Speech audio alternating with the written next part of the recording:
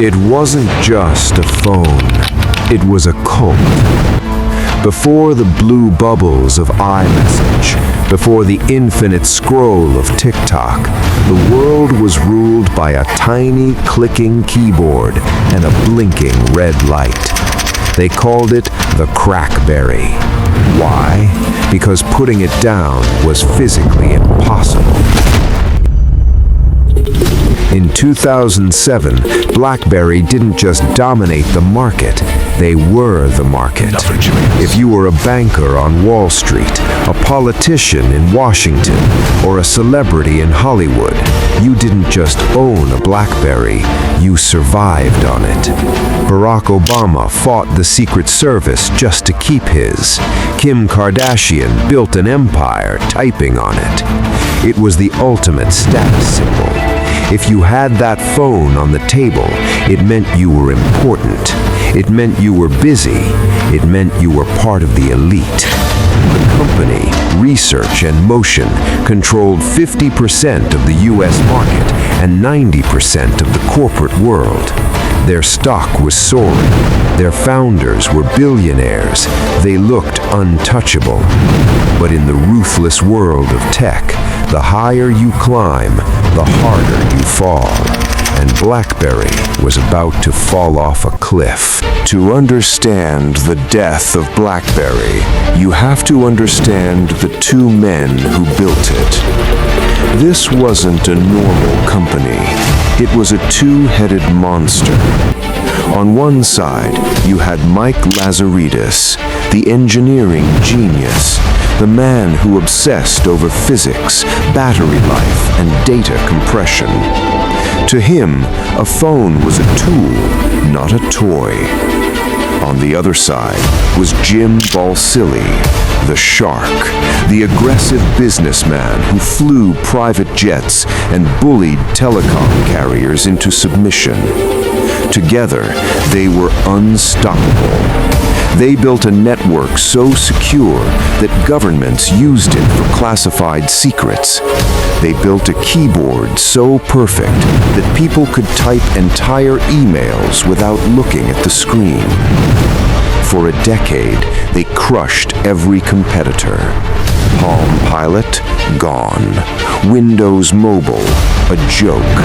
BlackBerry had built a moat around their castle that seemed impossible to cross.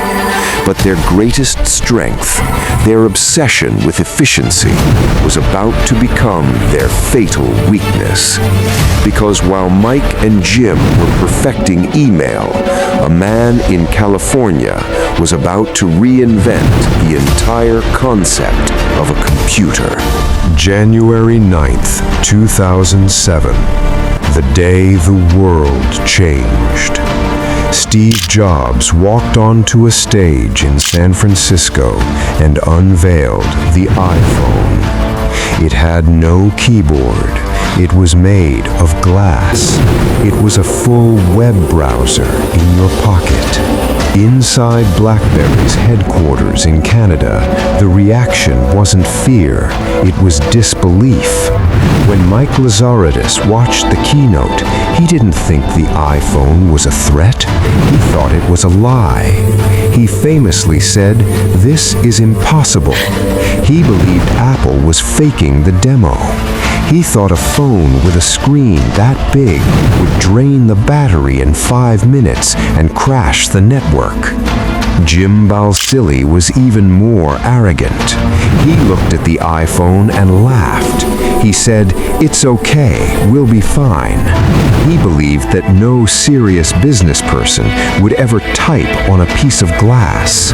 They thought people wanted buttons. They thought people wanted email, not YouTube. They treated the iPhone like a toy for teenagers.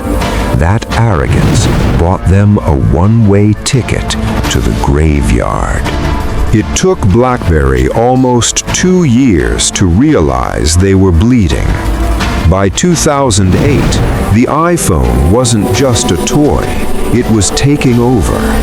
Verizon, BlackBerry's biggest partner, gave them an ultimatum. Give us a touchscreen killer, or we will switch to Android.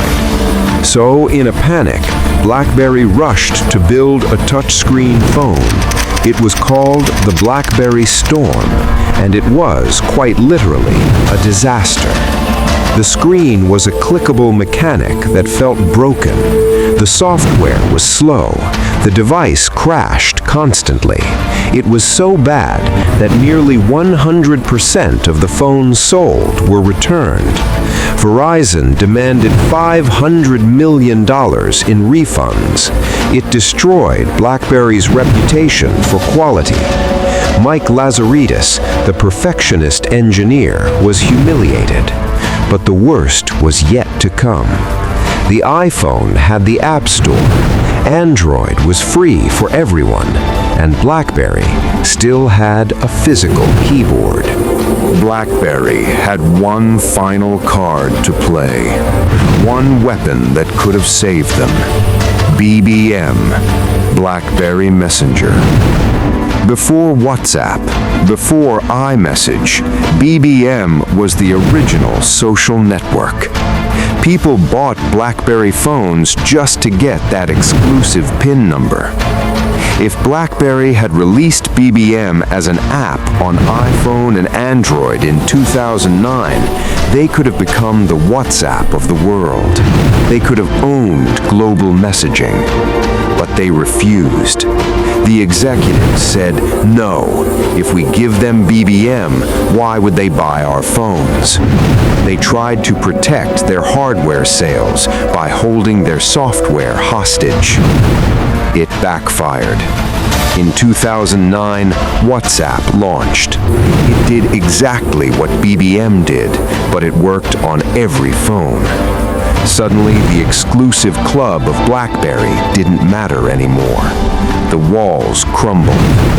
By 2013, BlackBerry's market share had collapsed from 50% to less than 3%. In the end, the company that invented the smartphone became a casualty of it. The board fired Mike and Jim. They tried new CEOs, new strategies, and new phones, but the momentum was gone. Today, the BlackBerry in your pocket is gone, replaced by a slab of black glass, exactly the thing they said would never work.